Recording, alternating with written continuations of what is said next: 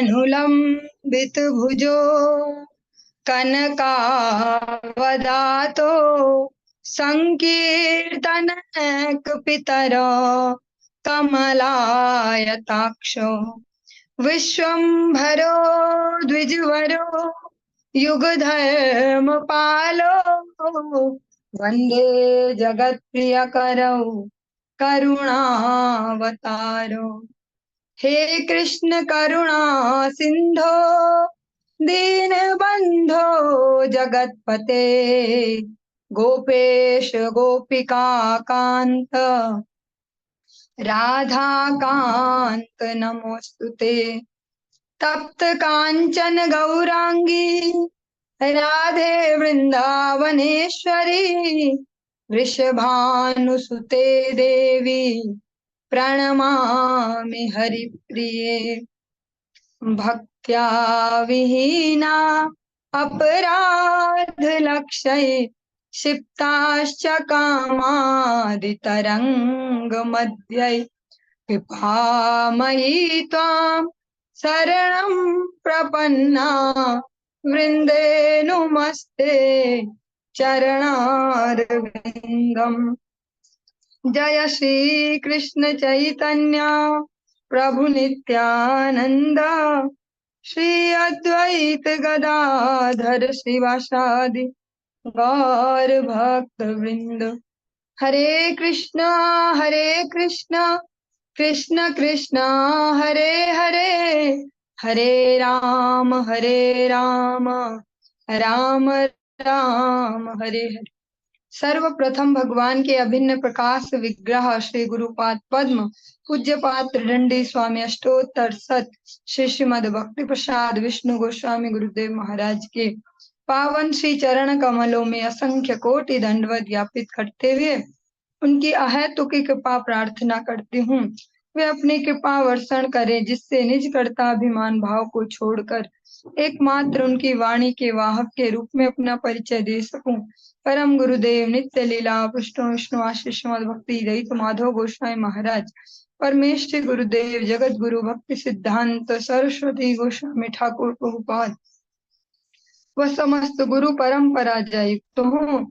सपार्षद श्रीमन नित्यानंद प्रभु श्री गौर हरि वृंदावन बिहारी श्यादा गोपीनाथ भगवान जय युक्त हूँ। वे हम सभी पर अपनी कृपा वर्षण करे जिससे भगवान के पवित्र नाम और हरि गुरु वैष्णव सेवा में हमारी रुचि उत्पन्न हो सके। चलिए आज के इस प्रातःकालीन कक्षा में हम श्रवण करेंगे श्रीमद् भागवतम के अंतर्गत चतुर्थ स्कंद नवम अध्याय और 64 नंबर श्लोक से आज हम प्रारंभ करने जा रहे हैं। ओम नमो भगवते वासुदेवाय ओम नमो भगवते वासुदेवाय ओम नमो भगवते वासुदेवाय। हम प्रहलाद जी का चरित्र श्रवण कर रहे हैं। जब वो भगवत प्राप्ति करके वापस लौट आए अपने महलों में उसके बाद के हम प्रसंग श्रवण कर रहे हैं। वाप्यो वैदूर्य सोपाना पद्मोत्पल कुमुद्वतीह हंस कारंड वकुलर जुष्टास चक्रा वशारस। जलाशयों में पुखराज की सीढ़ियां थी। इन जलाशयों के विविध रंग के कमल तथा कुमुदनियां हंस बतख चक्रवाक सारस तथा अन्य महत्वपूर्ण पक्षी दिखाई पड़ रहे थे। ये जो महल है वहां पर जहाँ ध्रुव जी रहते हैं उसकी सुंदरता का वर्णन है। चारों ओर बहुत सुंदर सुंदर उद्यान भी हैं और बहुत सुंदर सुंदर मानव निर्मित जो सरोवर हैं जो मनुष्यों द्वारा बनाए गए ऐसे कुछ सरोवर भी हैं जहाँ पर सुंदर सुंदर रंगों के कमल और कुमुदनियां खिले हुए हैं। पुखराज जैसे जो मूल्यवान रत्न हैं जिनको हम छोटा सा कोई लोग पहनते हैं अपने अलग अलग भाग्य की दशाओं के हिसाब से, ऐसे पुखराजों की पूरी सीढ़ियां की सीढ़ियां बनी हुई हैं। और जो वहां पर पक्षी हैं वो भी सारे सुंदर सुंदर पक्षी हैं। ये सारे पक्षी हंस, बतख, चक्रवाक, सारस और ऐसे ही विशेष पक्षी वहां पर हैं जो यहाँ पर जो एक्सप्लेनेशन है उसमें कौवों से की बात की गई है कि जैसे कौवे जहाँ तहाँ मंडराते हैं, पर ये पक्षी ऐसी जगह नहीं रहती हैं। उत्तान पादो राजर्षिः प्रभावं तनयश्च तं श्रुत्वा दृष्ट्वाद्भुततमं प्रपेदे विस्मयं परम। राजर्षि उत्तानपाद ने ध्रुव महाराज के यशस्वी कार्यों के विषय में सुना और स्वयं भी देखा कि वे कितने प्रभावशाली और महान थे। इससे वे अत्यधिक प्रसन्न हुए क्योंकि ध्रुव महाराज के कार्य अत्यंत विस्मयकारी थे।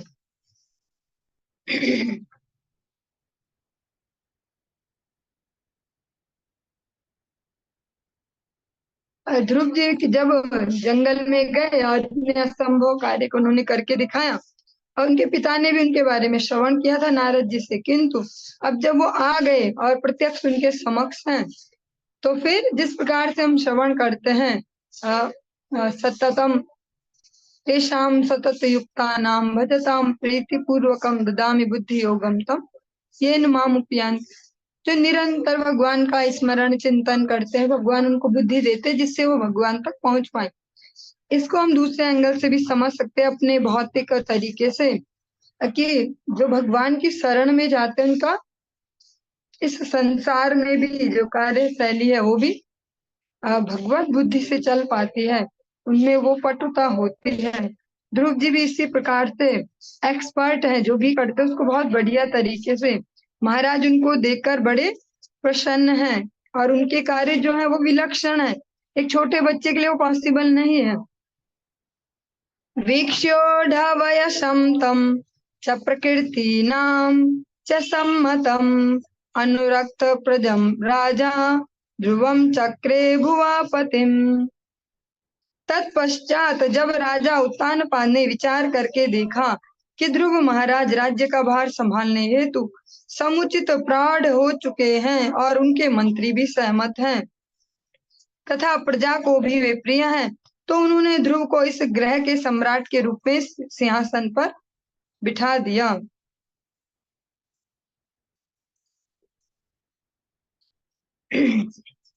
ध्रुव जी के जो पिताजी हैं उत्तानपाद, जब उन्होंने देखा एक आयु होने पर कि ध्रुव जी बहुत ही सिंसियर हैं और मैच्योर हैं, वो अब अपने राज्य को संभाल सकते हैं, और साथ ही साथ जो मंत्री हैं राजा के सलाहकार वो सब भी सहमत थे ध्रुव जी को राजा बनाए जाने के लिए, और प्रजा भी उनको प्रेम करती थी। तो इसके अतिरिक्त तो कोई और कंडीशन नहीं चाहिए कोई राजा बनने के लिए, तो राजा ने उन्हें पूरे ग्रह के सम्राट के रूप में सिंहासन पर बिठा दिया। आत्मानं च प्रवयस कलय विशाम्पतिः वनं विरक्तः प्रातिष्ठा द्विमृषा मृषनात्मनो गतिम्।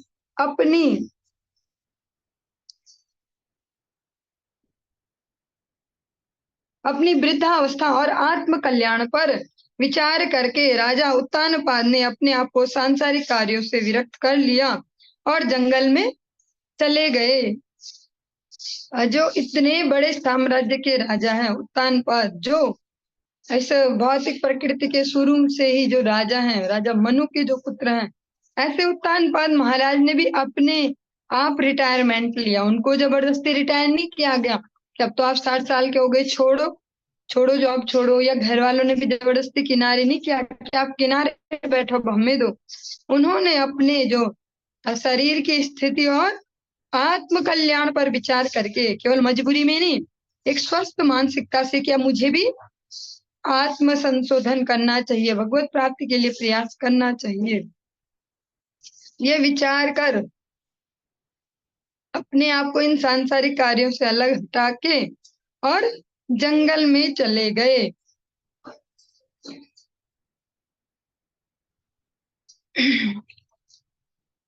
चलिए, इस प्रकार से जो हमारा ये चतुर्थ स्कंद का 9वां अध्याय ये पूर्ण हुआ और हम 10वें अध्याय में प्रवेश कर रहे हैं। मैत्रेया उवाच प्रजापतेर्दुहितरं शिशुमारस्य वै ध्रुवः उपये मे भ्रमिं नाम तत्सुत कल्पवत्सर। श्री मैत्रेय मुनि ने कहा, हे विदुर, तत्पश्चात ध्रुव महाराज ने प्रजापति शिशुमार की पुत्री के साथ विवाह किया, जिनका नाम भ्रमि था।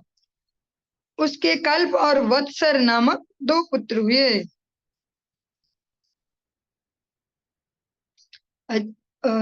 एक बहुत ही अजीब सा इसमें एक अगर लाइन लेकर चले, आज की डेट में, आज के युग में भी हम इस प्रकार से अनेक अनेक प्रकार से बातें सुनते हैं कि अभी बहुत जिम्मेदारियां कैसे लगेंगे भक्ति में, कैसे माला जप करेंगे, ये वो। घर छोड़ने की तो अभी बात ही नहीं है।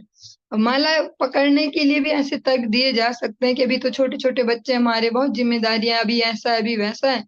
यहाँ पर स्पष्ट इस श्लोक से पता चलता है कि ध्रुव जी की का जो विवाह है वो भी बाद में हुआ। उत्तानपाद महाराज इसलिए रुके नहीं रहे कि अब तो राजा बना दिया इसको, और अब जरा इसकी शादी हो जाए और तब मैं जरा जाऊं, और तब बोलूं कि नाती पोते हो जाए तब मैं जाऊं। वो चले गए, क्योंकि जो भी होना है वो तो धीरे धीरे प्रकृति के हिसाब से सारी व्यवस्थाएं सब होनी ही है। अतः ध्रुव महाराज के इसके पश्चात विवाह हुआ और उनके 2 पुत्र कल्प और वत्सर नामक 2 पुत्र हुए।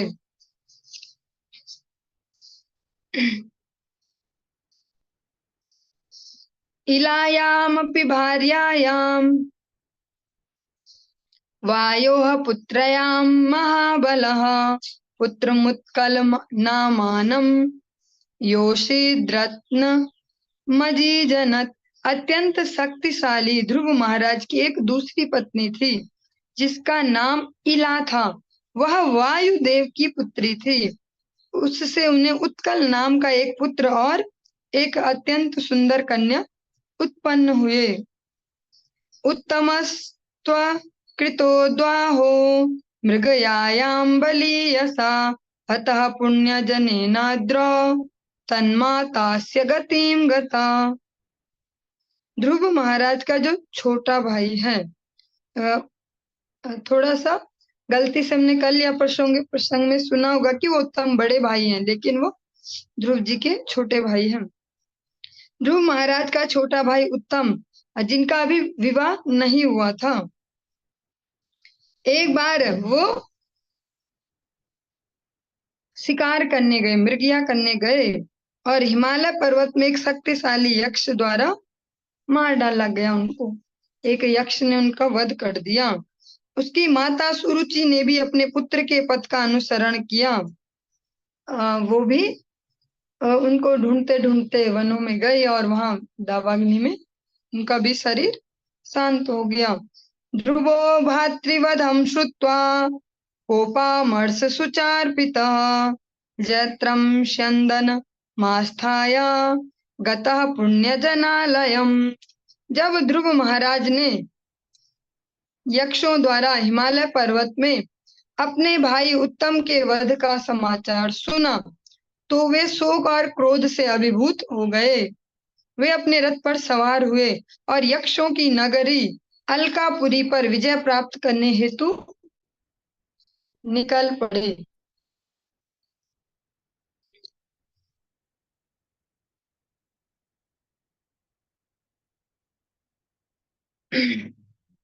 गत्वोदीचिं दिशं राजा रुद्रानुचर सेवितां ददर्श हिमवत् द्रोण्यां पुरीं गुह्यक संकुलाम। ध्रुव महाराज हिमालय प्रखंड की उत्तरी दिशा की ओर गए। उन्होंने एक घाटी में एक नगरी देखी, जो शिव के अनुचर भूत प्रेतों से भरी पड़ी थी।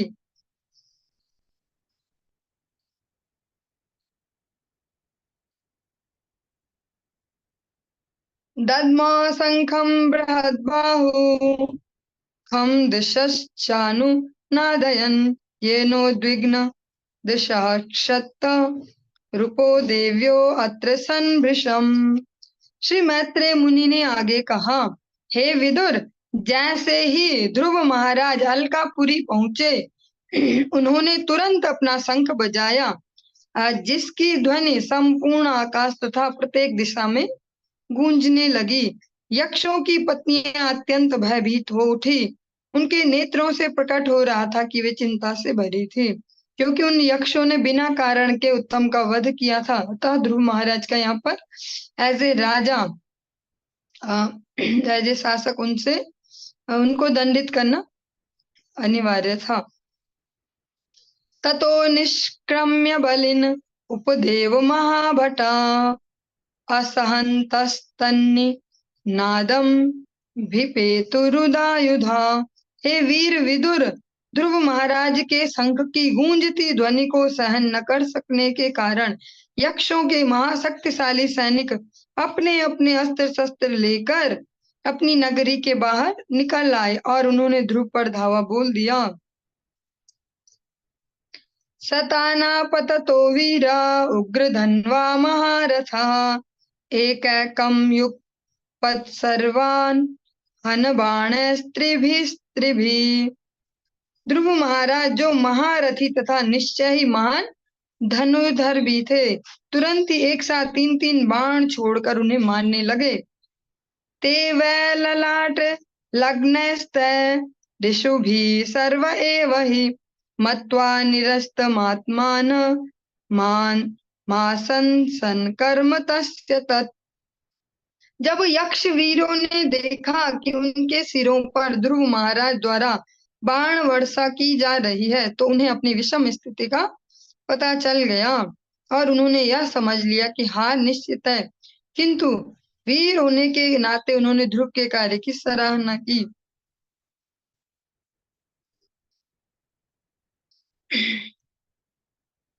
जो युद्ध चल रहा था उसमें उन यक्षों ने समझ लिया कि ध्रुव जी बहुत ही पावरफुल है, हमसे हमें हारना ही होगा। फिर भी बोल सकते खुले हृदय से वो उनकी तारीफ भी कर रहे हैं कि बहुत वीर हैं ये, क्योंकि पहले ऐसे ही युद्ध हुआ करते थे धर्म संगत। ते अपि चामुमृष्यन्तः पादस्पर्शमिवोरगाः शरैर्विध्यन् युगपद द्विगुणं प्रचिकीर्षवः। जिस प्रकार सर्प किसी के पांव द्वारा कुचले जाने को सहन नहीं कर पाते, उसी प्रकार यक्ष भी ध्रुव महाराज के आश्चर्यजनक पराक्रम को न सह सकने के कारण उन पर एक साथ उनसे 2 गुने बाण अर्थात प्रत्येक सैनिक 6-6 बाण छोड़ने लगे और इस प्रकार उन्होंने अपनी सूरवीरता का बड़ी बहादुरी से प्रदर्शन किया। ततः परिगणस्त्रिंशः प्राशूला परश्वधः सक्तृष्टिभिर्भुषुण्डी विश्चित्रवाजः शरैरपि अभ्यवर्षन् प्रकुपिताः सरथं सहसारथिम् इच्छन्तस्तत्प्रतिकर्तुम् युतानां त्रयोदश। यक्ष सैनिकों की वे सभी अत्यंत क्रुद्ध थे और ध्रुव महाराज के आश्चर्यजनक कार्यों को विफल करने की इच्छा लिए थे। उन्होंने पूरी शक्ति से महाराज ध्रुव तथा उनके रथ तथा सारथी पर विभिन्न प्रकार के पंखदार बाणों, परिघों, निस्त्रिंशों मीन्स तलवारों, प्रासशूलों त्रिशूल, परश्वदों बरछे और शक्तियों रिष्टियों जो भाले होते हैं वो तथा भुसुंडियों से वर्षा की। औतानपादिह तदा शस्त्र वर्षेण भूरिणा न एवादृश्य ताच्छन्न आसारेण यथा गिरिः। ध्रुव महाराज आयुधों की निरंतर वर्षा से पूर्ण रूपेण ढक गए, मानो निरंतर जल वृष्टि से कोई पर्वत ढक गया हो। जो ध्रुव महाराज हैं वो पूरी तरह से ढक गए उन बाणों से जो उन्होंने इतने सारे सैनिकों ने एक साथ चलाए, जैसे कि लगातार जैसे बारिश हो रही हो और पर्वत हमें दिखाई न दे, बारिश बारिश चलती जाए। हाहाकारस्तदैवासीत् सिद्धानां दिवि पश्यताम् हतोऽयं मानवः सूर्यो मग्नः पुण्यजनार्णवे।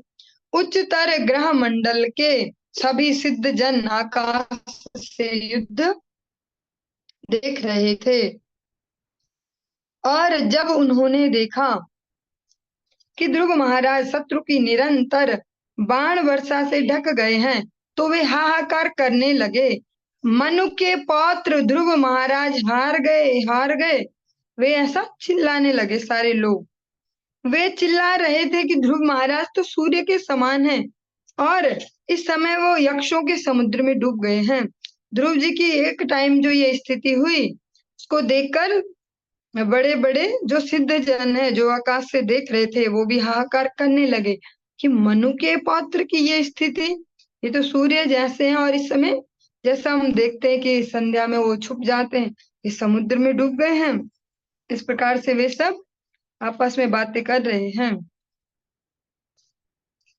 न दत्सु यातु धानेषु जयकाश्विश्वथो मृधे उदतिष्ठ द्रथस्तस्य निहारादिव भास्करः। क्षणिक विजय जैसी स्थिति देखकर यक्षों ने घोषित कर दिया कि उन्होंने ध्रुव महाराज पर विजय प्राप्त कर ली है। किंतु तभी ध्रुव महाराज का रथ एकाएक प्रकट हुआ, जैसे कुहरे को भेद कर सूर्य सहसा प्रकट हो जाता है।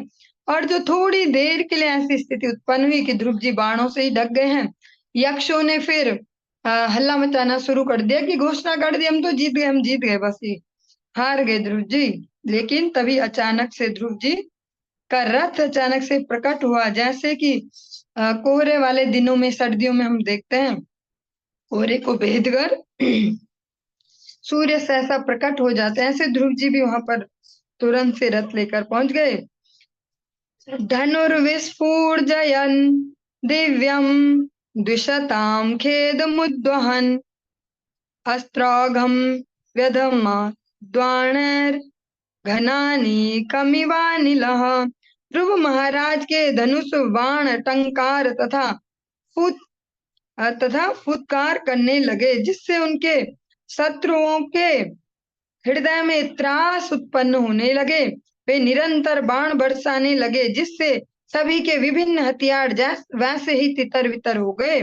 जिस प्रकार प्रबल वायु से आकाश में एकत्र बादल बिखर जाते हैं, जैसे बहुत तेज हवा चलती है तो बादल इधर उधर उड़ने लग जाते हैं, सब हट जाते हैं, ऐसे ही जब ध्रुव जी के धनुष ने अपने टंकार की और फुटकार की में वो आवाजें कर रहे और धड़ाधड़ फटाफट से बहुत तीव्र गति से बाण छोड़ रहे हैं, तो जो उनके शत्रु पक्ष है उनके हृदय में त्रास उत्पन्न होने लगा, भय उत्पन्न होने लगा।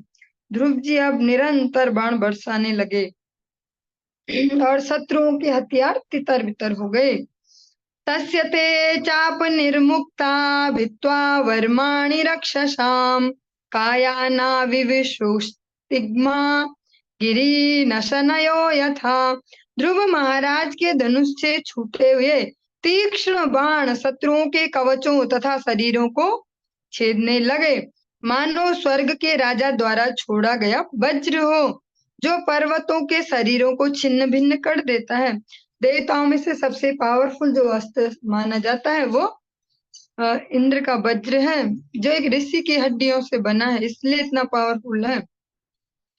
ध्रुव जी जब जो बाणों को छोड़ रहे हैं और वो बाण जो उनके शत्रु पक्ष है उनके कवच हैं जो उन्होंने अपने को शस्त्रों से बचाने के लिए जो यहाँ पहने होंगे शरीर के अलग अलग अंगों में, उनको भी भेद करके शरीरों को छेदने लगे। तो ऐसा लगता है मानो स्वर्ग के राजा इंद्र अपने वज्र को चला रहे हों और उस वज्र से जैसे पर्वत भी छिन्न भिन्न हो जाते हैं।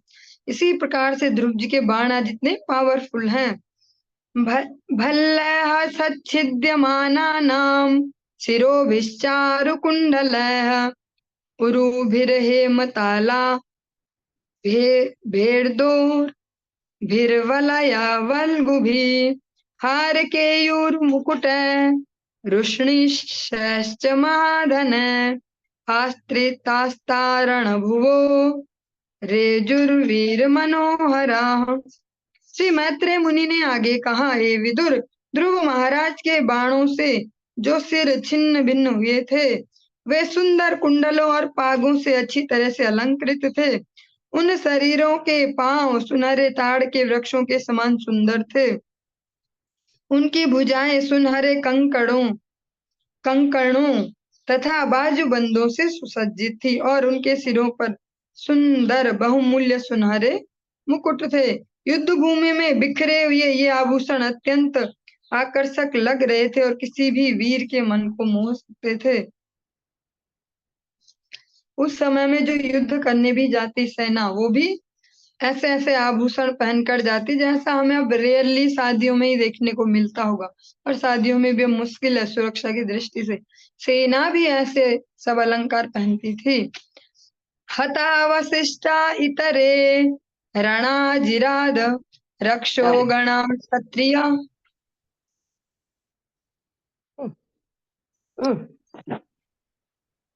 सब राम बेचारी डर रही अब।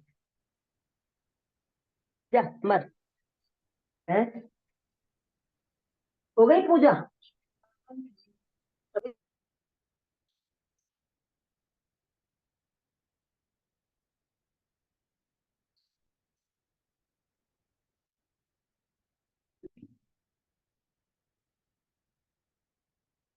प्रायो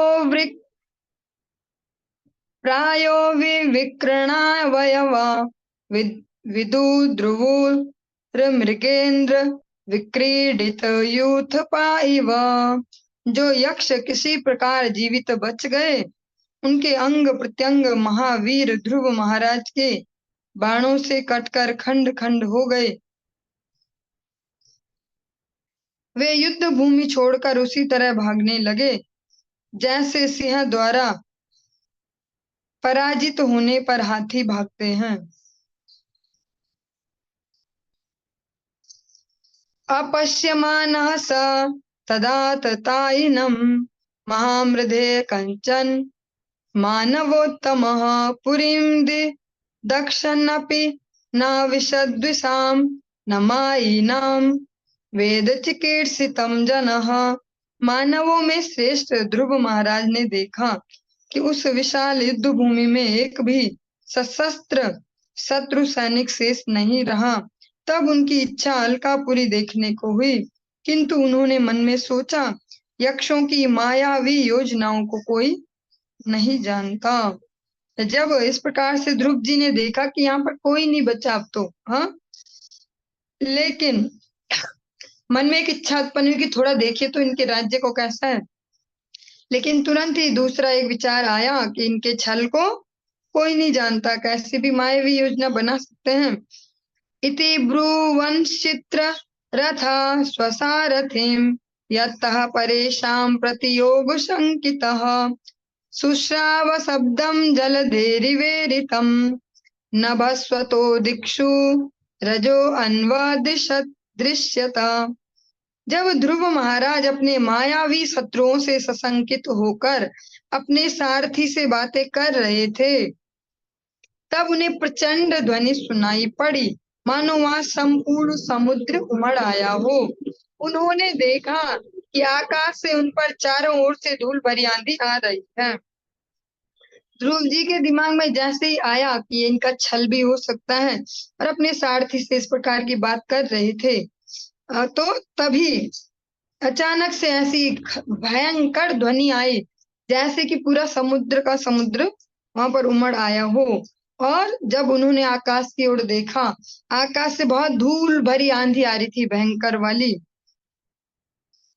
क्षणेनाच्छादितं व्योम घनानीकेन सर्वतः विस्फुर तडिता दिक्षु आशयस्तन यत्नुना। एक क्षण में सारा आकाश घने बादलों से छा गया और भयंकर गर्जन सुनाई पड़ने लगा। बिजली चमकने लगी और भीषण वर्षा होने लगी। एक साथ में सारी परिस्थिति ऐसी बन गई जिसमें कोई भी भयभीत हो सकता है। वावृषु रुधिर घासिक पूय वेणमूत्र मेदसः निपेतुर्गगनादस्य कबंधान्यग्रतो अनघ। हे निष्पाप विदुर, मैत्रेय मुनि विदुर जी को संबोधित करते हुए ये सुना रहे हैं। उस वर्षा में ध्रुव महाराज के समक्ष भारी मात्रा में रक्त, श्लेष्मा जिसको हम कफ कहते हैं, पीव, मल, मूत्र और मज्जा और आकाश से शरीरों के धड़ बिना सिर के वो गिर रहे थे। जब हमने स्टार्टिंग में भी सुना था इनके बारे में, उत्तम को उन्होंने बिना बात कही एक यक्ष ने मारा था और फिर सारे के सारे सपोर्ट में भी आ गए और लगभग इस प्रकार से ही इसमें पता चला कि ये जो है वो शिव जी के लगभग गणों में उनकी गिनती होती है। इस प्रकार की उनकी एक्टिविटी थी और यहाँ पर भी फिर से उनके कार्यकलाप श्रवण कर सकते हैं। जैसा राजा दक्ष के भी यज्ञ के समय भी हमने श्रवण किया था। इसीलिए इतना जोर दिया जाता है यहाँ वैष्णवों द्वारा एक सही प्रकार की भक्ति के लिए, क्योंकि अगर इस देह के रहते हमने गड़बड़ की आध्यात्मिक पथ चुनने में तो आगे की गतियां भी वैसी ही होने वाली है। ऐसा नहीं होगा जैसे हमें सुनाई देता अधिकतर, किसने देखा मरने के बाद क्या होता है, यही सब हो जाता, कौन देखता बाद में क्या होगा।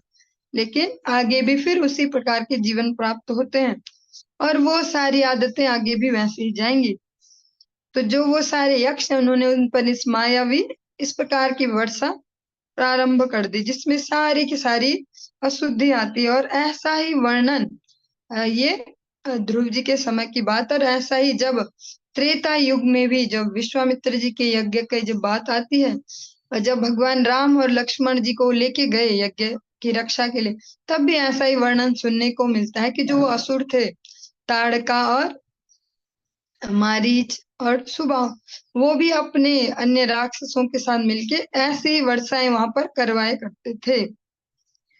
इसीलिए जो वैष्णव द्वारा एक सदाचार दिया जाता है जीवन में, जो हमें थोड़ा अजीब भी लगता है प्रारंभिक अवस्था में, असहज भी लगता है, इनके तो बहुत ड्रामेबाजी है, ऐसे नहीं कर सकते, बाथरूम जाए तो शौच करें, लैट्रिन जाए तो नहाओ जी, नहीं तो ज्यादा ही बुरी हालत हो तो कपड़े चेंज करो, उन कपड़ों में नहीं रहेंगे, इस बासी कपड़े, कितने ड्रामेबाजी है, ऐसे खाओ ऐसा मत खाओ, ऐसे हाथ धो, कुल्ला करो हाथ धो। लेकिन ये सब इसीलिए जैसे प्रकार के हमारे प्रैक्टिस होगी उसी प्रकार के विचार और उसी प्रकार के व्यक्ति सब हमारी ओर आकृष्ट होते हैं। हम जहां पर भी ऐसे अजीबो गरीब वर्णन सुनते हैं वहां यही देखते हैं, ये भी कहीं ना कहीं आध्यात्मिक ही तो है, ये भी आध्यात्मिक ही मानते हैं, कहीं ना कहीं यही मानते कि हम अजय भोलेनाथ के भक्त हैं, या ऐसा ऐसा भाव विचार। इसीलिए जो वैष्णव बड़े दयालु हैं, बहुत ही हमारे जीवनों को शुद्ध कर देते हैं अपने अनुशासन से। भले हम ऊंची भगवत प्राप्ति तक ना भी पहुंच पाए, पर एक रास्ते पर तो आ जाएंगे, सही रास्ते पर एक अनुशासन आएगा, अंतः और बाहर की पवित्रता आ जाएगी जीवन में, तो उससे भी पता रहेगा कि न में भक्ता प्रणश्यति, आगे ही चलेंगे, अब पीछे को नहीं मुड़ेंगे। तथा खे अदृश्यत गिरि निपेतुः सर्वतो दिशम गदा परिघनिस्त्रिंश मुसलाः शास्मवर्षिणः। फिर आकाश में एक विशाल पर्वत दिखाई पड़ा और चारों ओर से बर्छे, गदा, तलवारें, परिघ तथा पत्थरों के विशाल खंडों की वर्षा के साथ उपल वृष्टि होने लगी। अहयो अशनि निश्वासावमन्तो अग्निम रुक्षाशिभिः अभ्यधावन् गजामत्ताः सिंहा व्याघ्राश्च यूथसः। ध्रुव महाराज जी ने देखा, क्या देखा? रोषपूर्ण आंखों वाले, जो बहुत ज्यादा क्रोधित नेत्रों वाले बहुत से सर्प अग्नि उगलते हुए उनको निगलने के लिए आगे लपक रहे हैं। ऐसे भयंकर क्रोधित सर्प उनकी ओर आ चुके हैं।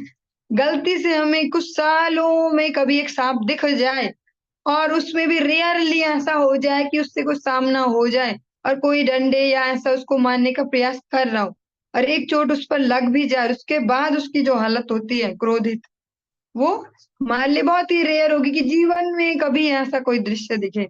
ध्रुव जी की ओर अचानक से अनेक सर्प अग्नि उगलते हुए उनको निगलने के लिए लपकने लगे। और साथ ही मत्त हाथियों, सिंहों और बाघों के समूह भी चले आ रहे हैं। और मद मत्त जो हाथी हैं, पागल हाथी, ऐसे ही अजीबोगरीब पागल पागल से ऐसे हिंसक जो सिंह है और बाघ है, उनके समूह, एक एक नहीं, समूह के समूह उनकी ओर आ रहे हैं। और ध्रुव जी, जिस प्रकार से हम अभी तक का प्रसंग श्रवण कर रहे हैं, उससे यही लगता है कि ध्रुव जी अकेले गए हैं अपने रथ पर। हाँ, और पूरे की पूरे यक्षों का पूरा समुदाय लग गया है उनके साथ युद्ध में। हम अपने जीवन में अनेक अनेक विषम परिस्थितियों से गुजरते हैं, क्योंकि जब तक जीवन रहेगा कुछ ना कुछ तो होगा ही।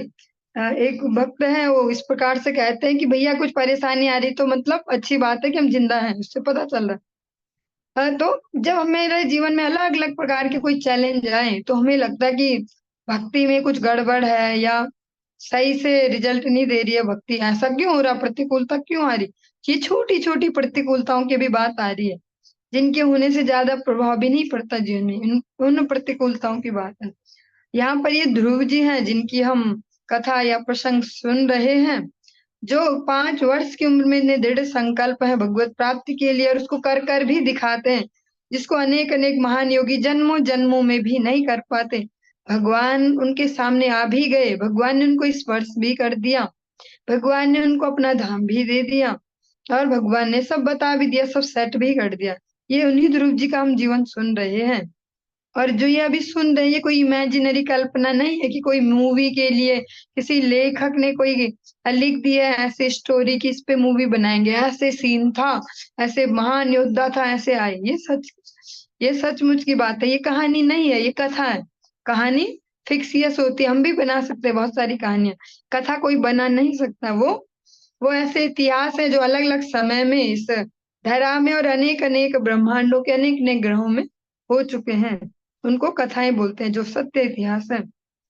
ये ध्रुव जी की स्थिति हम सुन रहे हैं, ऐसा तो हम कभी इमेजिन भी नहीं करेंगे गलती से कि हमारे जीवन में ऐसा कुछ होगा, और अचानक से बहुत सारे लोग हमें मारने के लिए दौड़ रहे होंगे, ये होगा, ऐसा हम कभी इमेजिन नहीं करते।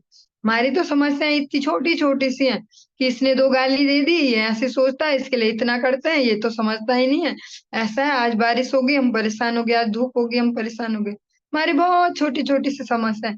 और हमें लगता है कि भक्ति रिजल्ट नहीं दे रही, शायद हमें भक्ति करके शायद कम फायदा हो रहा। ये ध्रुव जी का हम वर्णन सुन रहे हैं। समुद्र उर्मी भी महाप्लावयन सर्वतो भुवम, आससाद महालाद महाराद कल्पांत इव भीषण। फिर समस्त जगत के लिए प्रलय काल के समान भयानक समुद्र अपनी उत्ताल तरंगों तथा भीषण गर्जना के साथ उनके समक्ष आ पहुंचा।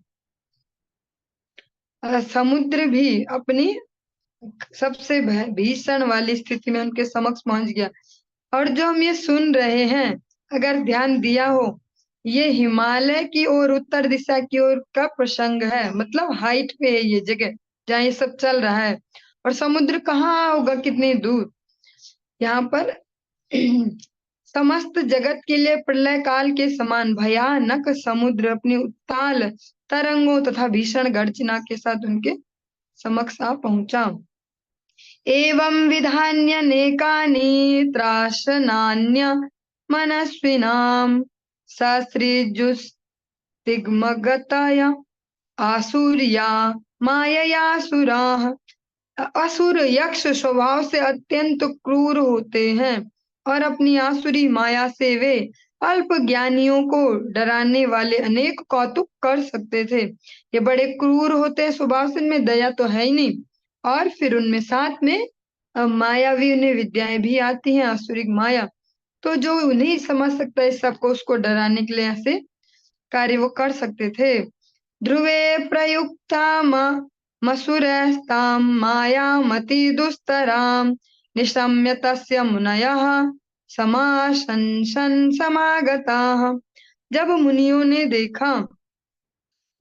ने सुना कि ध्रुव महाराज असुरों के मायावी करतबों से पराजित हो गए हैं, तो वे उनकी मंगल कामना हेतु तुरंत वहां एकत्र हो गए। इसको कहते हैं संगे शक्ति युगे युगे। ध्रुव जी के बारे में जब इस प्रकार से सुना, तो जो भी वहाँ हिमालय क्षेत्र की हम बात सुन रहे हैं, तो जो भी मुनिगण थे वो सब उनकी मंगल कामना के लिए वहां एकत्रित हो गए। मुनया ऊचुः आतानपाद भगवास्तव शारङ्गधन्वा देवा शृणोत्वा वनतार्तिहरो विपक्षान् यन्नामधेयमभिधाय निशम्य चाद्धा लोकोज्जसाद तरति दुस्तरमंग मृत्युमा। सभी मुनियों ने कहा, हे राजा उत्तानपाद के पुत्र ध्रुव, अपने भक्तों के क्लेशों को हरने वाले सारंग धनवा भगवान आपके भयानक शत्रुओं का संहार करें। श्री भगवान का पवित्र नाम उनके ही समान शक्तिमान है। अतः श्री भगवान के पवित्र नाम के कीर्तन तथा श्रवण मात्र से अनेक लोग भयानक मृत्यु से रक्षा पा सकते हैं। इस प्रकार भक्त बच जाता है। हम जो श्रवण कर रहे हैं ये सत्य युग की बात हो रही है, सत्य युग की, और हम है कल युग में, जो इन युगों का लास्ट चरण है। धीरे धीरे सारी जो भी कह सकते हैं जिस प्रकार से नॉर्मल जो जनसंख्या है उनके बीच से धर्म का ह्रास होते होते ये आखिरी चरण जो है कलयुग, हम इसमें जी रहे हैं। और इसमें हम भगवान के नाम की कितनी महिमा सुनते हैं गुरु वैष्णव से, अपने गुरु वर्ग से, अनेक अनेक भक्तों के मुख से। और ये सतयुग की बात है। भगवान का नाम केवल इस कलयुग में ही नहीं, प्रत्येक युग में इतना ही प्रासंगिक है, इतना ही पावरफुल है। ये ऋषि मुनि भी वहां पर जाकर कुछ तंत्र मंत्र नहीं करने लग गए, या उन्होंने कुछ ध्रुव जी को वैसे कुछ एक्साइटेड नहीं कर रहे, या सेनाएं नहीं बुला ली। उनको उन्होंने यही याद दिलाया कि जो भगवान का नाम है, भगवान का पवित्र नाम भगवान के समान शक्तिमान है। नाम नाम कार्य बहुधा निज सर्व शक्ति तत्रार्पिता। कलयुग पावनावतारी जो राधा कृष्ण मिलित तनु है श्रीमन चैतन्य महाप्रभु स्पष्ट कहते हैं, नाम नाम कार्य बहुधा निज सर्व शक्ति तत्रार्पिता। भगवान ने दया करके अपने बहुत सारे नाम उपलब्ध कराए हैं जीवों के लिए। और बहुत ही सुंदर बात है, बहुत ही विलक्षण भी बात है, प्रत्येक नाम में उसकी शक्ति को भी दिया है। वो नाम ऐसा नहीं है जैसा हम कोई शब्द बोलते हैं, हमने बोला कि अच्छा आपका नाम क्या है, अच्छा आपका नाम ये, तो उस नाम में वो ताकत नहीं। लेकिन भगवान का जो भी नाम है उसमें उसकी पावर भी समाहित है।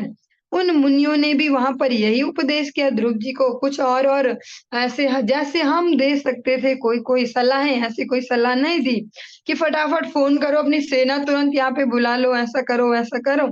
उन्होंने भी यही बोला कि आप भगवान के पवित्र नाम का आश्रय लें, भगवान के समान पावरफुल है। अतः श्री भगवान के पवित्र नाम के कीर्तन और श्रवण मात्र से अनेक लोग भयानक मृत्यु से रक्षा पा सकते हैं। इस प्रकार भक्त बच जाता है। भगवान के नाम का जो कीर्तन है, श्रवण है, बहुत ही पावरफुल है।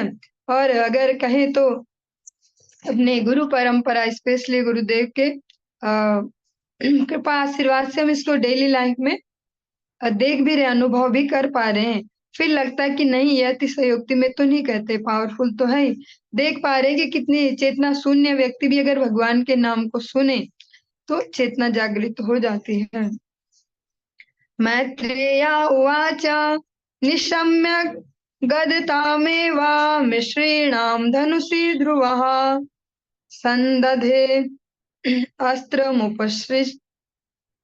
मुपस्पृश्य यन्नारायण निर्मितम। श्री मैत्रेय मुनि ने कहा, हे विदुर, जब ध्रुव महाराज ने ऋषियों के प्रेरक शब्द सुने तो उन्होंने जल लेकर आचमन किया और भगवान नारायण द्वारा निर्मित बाण लेकर उसे अपने धनुष पर चढ़ाया। ऋषियों ने उन्हें बहुत ही सूक्ष्म शब्दों में बहुत ही अच्छे से ने सलाह भी दे दी, एक वे भी दे दिया जिसको कोई समझ भी ना पाए, कोड वर्ड में। स्पष्ट शब्द है, सारंग धनवा भगवान। ऐसा क्यों वहां पे बोला होगा? वहां पर नारायण बोल सकते थे, या भगवान का अन्य नाम यूज क्यों किया? ध्रुव जी को स्पष्ट एक गाइडलाइन देते हैं कि सारंग धनवा जो भगवान है वे आपके भयानक शत्रुओं का संहार करे। उन्हें एक कह सकते एक क्लू भी दे दिया। और ध्रुव जी ने अब जो बाण लिया वो भगवान नारायण द्वारा निर्मित है, उसको धनुष पर चढ़ाया। जिस प्रकार से भगवान कृष्ण कुरुक्षेत्र के युद्ध स्थल में अनेक अनेक नामों से अर्जुन को संबोधित करते हैं, तो वो एक नॉर्मल बात नहीं है। जैसे हमें लगे भगवान की मर्जी नहीं होगी कौन थे बोलने की, कहीं पे पृथा पुत्र बोला होगा, कहीं पे भारत बोला, कहीं पे पार्थ बोला, ऐसे भगवान की मर्जी रही होगी। लेकिन जहां जहां पर भगवान ने जो जो नाम यूज किया उसकी वहां पर बहुत विशेषता थी। और अर्जुन ने भी अलग अलग नामों से भगवान को पूरी भगवत गीता में अलग अलग नामों से संबोधित किया, वहां पर वही नाम प्रासंगिक थे। संधीयमान एतस्मिन् माया गुह्यक निर्मिताः क्षिप्रं विनेषु सुरविदुरा क्लेशा ज्ञानोदये यथा। जो ही ध्रुव महाराज ने अपने धनुष पर नारायण अस्त्र को चढ़ाया, त्यों ही यक्षों द्वारा रची गई सारी माया उसी प्रकार तुरंत दूर हो गई, जिस प्रकार की आत्मज्ञान होने पर समस्त भौतिक क्लेश और भौतिक सुख विनष्ट हो जाते हैं। थोड़ा सा डिफरेंट सी लाइन है, अगर हम लोग पचा पाएंगे, क्योंकि ये श्रीमद् भागवतम है और यहाँ कभी भी किसी भी प्रसंग को इतना मजेदार भी नहीं बनाया जाता कि हम उसमें ही खो जाएं। हर थोड़ी थोड़ी बीच बीच में सच्चाई भी डाल देते हैं ताकि थोड़े थोड़े होश में भी रहें। यहाँ पर बहुत ही सुंदर जो कह सकते हैं कंपैरिजन किया गया, एक उपमा दी गई है। ध्रुव जी ने जैसे नारायण अस्त्र अपने वो जो बाण है वो अपने धनुष पर चढ़ाया, जो यक्षों की जो माया थी वो सारी की सारी दूर हो गई। कैसे हुई, इसके लिए बहुत ही अच्छी सी लाइन कहते हैं, जैसे किसी को आत्मज्ञान हो जाए, पता चल जाए कि जीवेर स्वरूप है कृष्णेर नित्य दास, हाँ ममय वांशो जीव लोके जीव भूता सनातना। इस प्रकार से जिसको ये अपने गुरु वैष्णव की कृपा से, भगवत कृपा से जिसके हृदय में ये उदित हो जाए, जो यथार्थ जिसको ज्ञान कह सकते हैं, वास्तविक ज्ञान, उसके सारे भौतिक क्लेश, और साथ में एक शब्द और है जो हमारे लिए थोड़ा अजीब हो सकता है, भौतिक क्लेश और भौतिक सुख विनष्ट हो जाते हैं। चलिए, तस् तस्यार्थशास्त्रं धनुषे प्रयुज्यतः सुवर्ण पुखाः कलहंसवाससः विनिहश्रिता आविविश आविविश्रुद्विषदलं यथा वनं भीमरवासिखण्डिनः। ध्रुव महाराज ने जो ही अपने धनुष पर जो ये शस्त्र है ये चढ़ाया, ये कि यहाँ पर बहुत ही सुंदर सी जानकारी भी है। आर्स अस्त्रम, जो ये शस्त्र है जो भगवान नारायण का भी प्रतिनिधि है, उसको जिन्होंने निर्मित किया है, बनाया है, जैसे इंद्र का वज्र है वो दधीचि ऋषि की अस्थियों से बना, ये सभी को याद ही है, बचपन से हमें पढ़ाई गया है। एक नैतिक शिक्षा नाम की बुक होती थी, उसमें पढ़ाते थे। और यहाँ पर आर्स अस्त्रम, इस प्रकार से जो मीनिंग दी गई है शब्दों की, उसमें लिखा है, इसके बारे में मुझे कंफर्म ज्यादा नहीं है, उसमें लिखा है कि अपने धनुष पर नारायण ऋषि द्वारा निर्मित अस्त्र, जो ये अस्त्र है इसको बनाने वाले हैं नारायण नाम के एक ऋषि, उससे सुनहरे फलों वाले तथा हंसों के पंखों वाले बाण बाहर निकलने लगे। वे फुटकार करते हुए शत्रु के सैनिकों को उसी प्रकार भेजने लगे जिस प्रकार मोर केका ध्वनि करते हुए जंगल में प्रवेश करते हैं। जिस स्पीड से, जिस तरीके से मोर अपनी ध्वनियों को करते करते जंगलों में प्रवेश करते हैं, इसी प्रकार से जो उनके बाण हैं उनसे सुनहरे फलों वाले और हंसों के पंखों वाले बाण, उस जो अस्त्र है उससे ऐसे बाण निकल रहे हैं जिसपे हंसों के पंख भी हैं। वे इस प्रकार से, इस गति से, इतनी तेजी से जा जाके शत्रुओं को भेद रहे हैं जिस प्रकार से मोर अपनी जो ध्वनि है, केका ध्वनि जिसको कहा जाता है, उसको करते हुए जंगलों में प्रवेश करते हैं। हम जिस समय में हैं, जिस एज में हम इसको श्रवण कर रहे हैं, सामाजिक जो परिस्थितियां हैं, हमारे लिए जो ये उपमाएं हैं थोड़ी सी डिफरेंट हो जाती हैं। बहुत सारे लोग ऐसे भी होंगे जिन्होंने ये वाला एक्सपीरियंस लिया ही नहीं होगा कि मोर कैसी आवाज करता है और कैसे जंगल में घुसता है, तो समझना थोड़ा डिफरेंट हो जाएगा।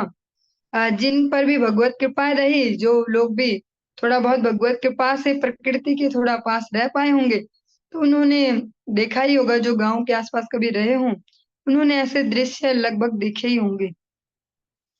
तैस्तिग्म धारः प्रधने शीलिमुख ऋतस्ततः पुण्यजना उपद्रुताः तमभ्यधावन् कुपिता उदायुधाः सुपर्णमुन्नद्ध फणा इवाहयः। उन तीखी धार वाले बाणों से शत्रु के सैनिक ने बाणों ने शत्रु के सैनिकों को विचलित कर दिया और वे प्रायः मूर्छित हो गए। किंतु ध्रुव महाराज ने क्रुद्ध होकर कुछ यक्षगण ध्रुव महाराज से क्रोधित होकर कुछ यक्षगण युद्ध क्षेत्र में किसी न किसी प्रकार अपने अपने हथियार लेकर एकत्र हो गए और उन्होंने आक्रमण कर दिया। एक यक्ष ने उत्तम का वध किया, वहां से सब श्रृंखला शुरू हुई। बाकी सब यक्षों ने भी सपोर्ट किया है अब इस युद्ध को, और चलते चलते भयानक युद्ध चल रहा है। जिस प्रकार गरुड़ के छेड़ने पर सर्प अपना अपना फन उठाकर गरुड़ की ओर दौड़ते हैं, उसी प्रकार समस्त यक्ष अपने अपने हथियार उठाए ध्रुव महाराज को जीतने की तैयारी करने लगे।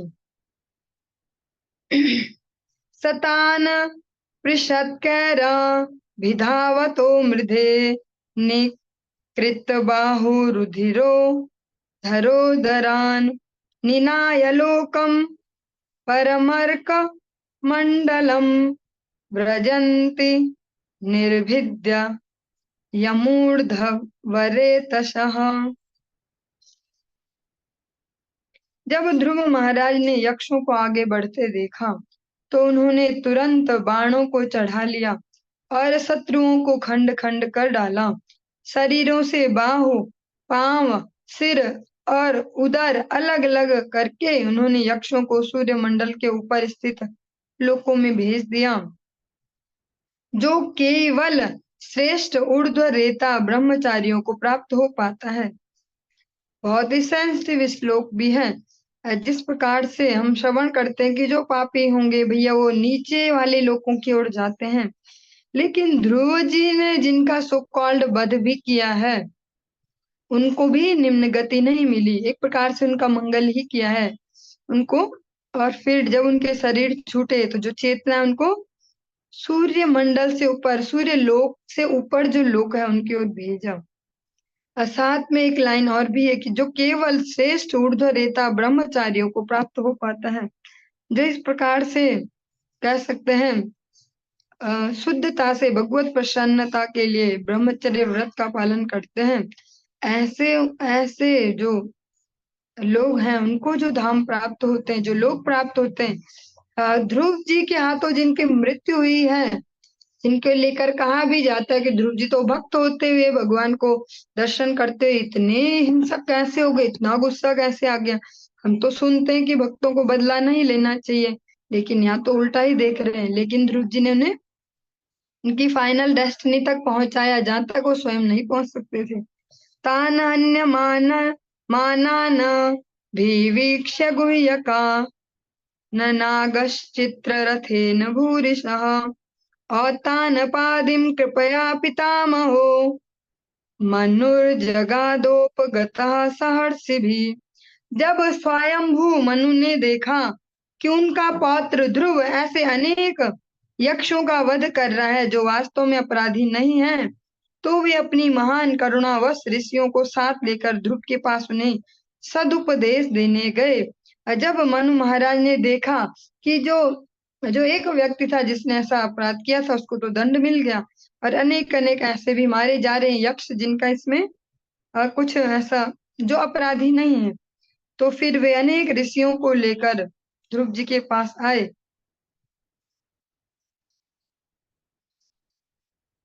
और ध्रुव जी को अब इस हिंसा से निवृत्त करने के लिए उनके पास अनेक ऋषि मुनियों को लेकर आ गए।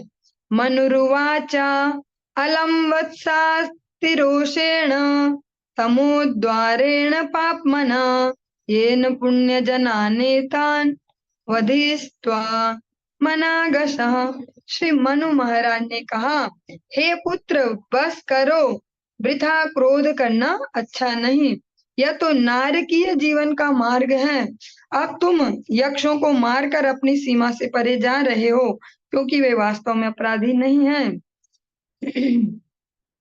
जो अनावश्यक क्रोध है उसका त्याग करो, क्योंकि इससे निम्न लोकों की और आपकी जो डायरेक्शन है वो हो जाएगी। अतः आप इससे खुद को निवृत्त करो। जिन्होंने आपके भाई का वध नहीं किया, वास्तव में वो तो कोई एक ही रहा होगा, आप उनका वध ना करो। नास्मत् कुलोचितं तात कर्म तत् सद्विगर्हितं वधो यदुप देवाना नारब्धस्ते अकृतेन साम। हे पुत्र, तुम निर्दोष यक्षों का जो यह वध कर रहे हो, वह न तो अधिकृत पुरुषों द्वारा स्वीकार्य है और न यह हमारे कुल को शोभा देने वाला है, क्योंकि तुमसे आशा की जाती है कि तुम धर्म तथा अधर्म के विधानों को जानो। नन्वे कश्याप राधेन प्रसंगाद बहवो हताः भ्रातुर्वधा वितप्तेन त्वयांग भ्रातृवत्सल। हे पुत्र, यह सिद्ध हो चुका है कि तुम अपने भाई के प्रति कितने वत्सल हो और यक्षों द्वारा उसके मारे जाने से तुम कितने संतप्त हो। किंतु जरा सोचो तो कि केवल एक यक्ष के अपराध के कारण तुमने कितने अन्य निर्दोष यक्षों का वध कर दिया है।